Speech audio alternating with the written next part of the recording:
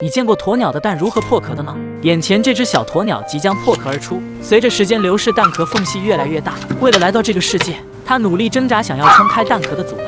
突然，蛋壳爆裂，小鸵鸟冲了出来，它终于获得了完整的生命。这时，屋主体贴地过来安慰它，替它获得新生而感到高兴。事情发生在1个半月之前，有一天，屋主来到朋友的农场做客，意外遇到一只受伤鸵鸟正在产蛋。当时的鸵鸟妈妈身体状况很差，只能依靠主人的投喂活着。平时一起玩耍的小羊过来安慰他，希望好朋友能早点好起来。就连平时关系不好的驴大哥也抛下恩怨凑过来安慰他。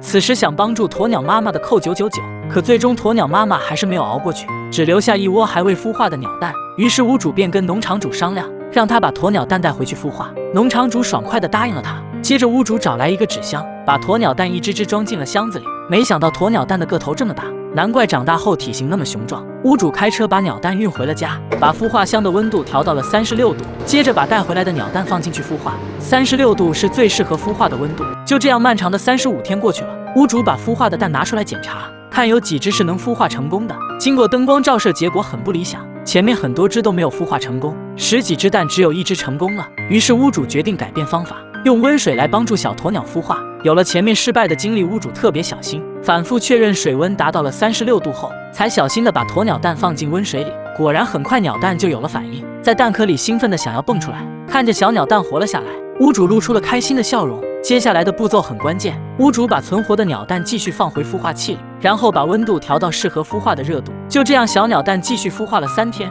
蛋壳上终于出现了裂缝，这意味着小鸵鸟很快就要破壳。为了早点出来，它也很努力，挣扎着想冲破蛋壳的枷锁。